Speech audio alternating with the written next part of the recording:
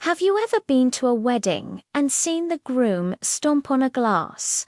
It's a moment filled with cheers, applause, and shouts of Mazel Tov, but have you ever wondered where this powerful and dramatic tradition comes from? Today, we're diving deep into the history and meaning behind breaking the glass at weddings. A custom deeply woven into the fabric of Jewish life, especially in Israel. So, let's travel back in time. The most cited origin for this tradition comes from the Talmud, a central text of Rabbinic Judaism. The story goes that a great sage named Mar, son of Ravina, was hosting a wedding for his son. He noticed that the rabbis in attendance were getting a little too merry, perhaps a bit too caught up in the celebration. Concerned that the joy was becoming excessive and forgetting the more solemn aspects of life, he grabbed an expensive cup, a precious white glass goblet, and smashed it right in front of them. The rabbis were immediately sobered, their boisterous celebration tempered by this sudden, shocking act. This story teaches a profound lesson that is at the heart of the tradition. Even in our moments of greatest personal happiness, we are reminded that the world is not perfect, and that there is still brokenness and sorrow. The primary interpretation, and the one you'll hear most often at weddings today, is that the broken glass symbolizes the destruction of the ancient temples in Jerusalem. The first temple, built by King Solomon, was destroyed by the Babylonians in 586 BC. The second temple was destroyed by the Romans in the year 70 CE. These were catastrophic events in Jewish history, marking the beginning of a long and often painful exile. The destruction of the temple represents a national tragedy, a loss of spiritual centeredness for the Jewish people.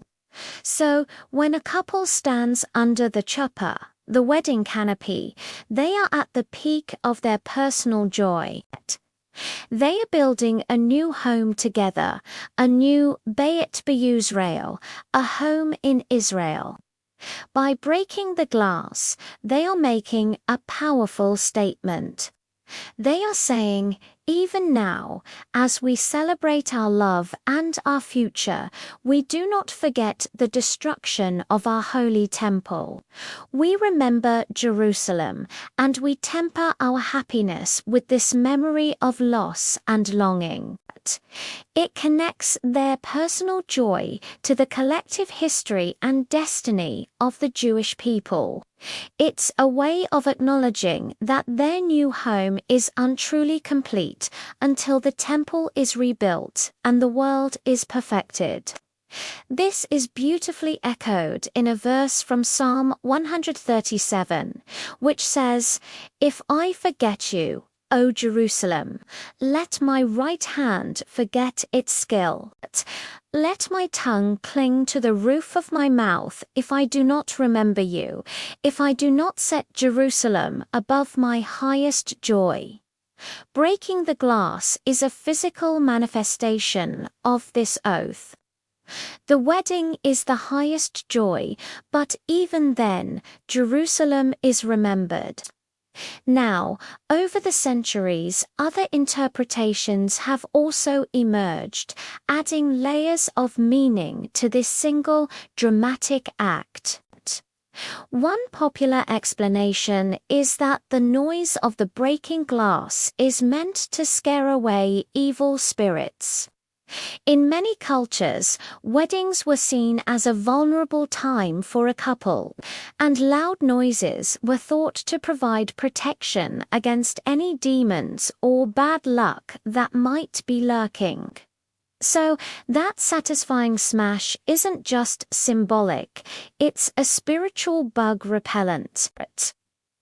Another beautiful interpretation relates to the marriage itself. A broken glass can never be perfectly put back together. This symbolizes that the couple's bond, their marriage, should be just as permanent and irrevocable. Once they are united, it is forever. Their lives are now intertwined in a way that can never be fully separated, just as the shards of glass can never be perfectly reassembled into their original form. There's also a more optimistic take on this.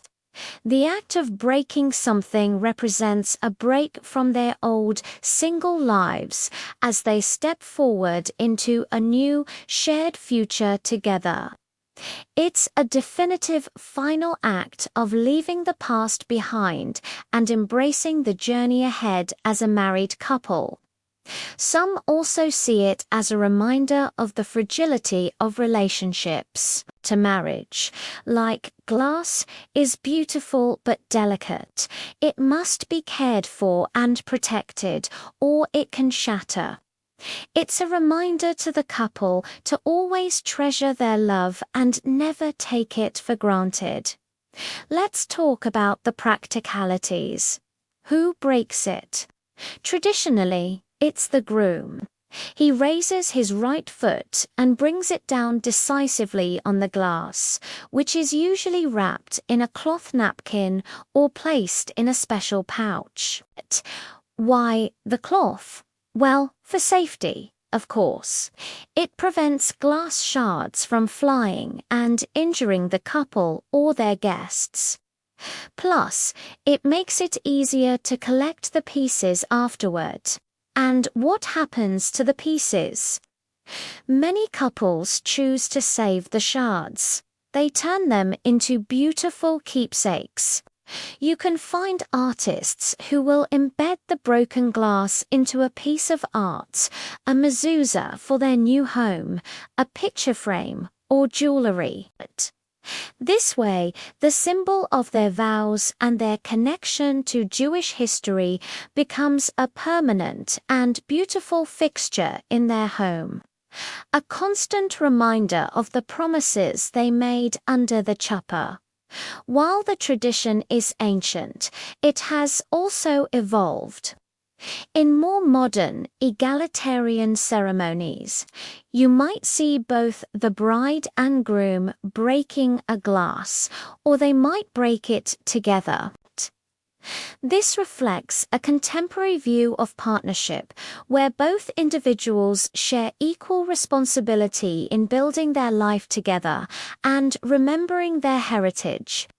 So, the next time you at a wedding and you hear that loud crash followed by exuberant shouts of Mazel Tov, you'll know it's so much more than just a noisy custom. It's a moment packed with thousands of years of history, memory, and profound meaning. It's a reminder of national tragedy, a prayer for future redemption, a symbol of the permanence of marriage, and a powerful link between a couple's personal joy and the collective destiny of a people. From a sage's lesson in the Talmud to the modern-day celebrations in Tel Aviv and Jerusalem, breaking the glass remains one of the most poignant and unforgettable moments of a Jewish wedding. Thanks so much for watching and exploring this beautiful tradition with me today. If you enjoyed this video and learned something new, please give it a thumbs up and subscribe to the channel for more explorations of fascinating cultural practices. Don't forget to hit that notification bell so you won't miss our next video. See you next time.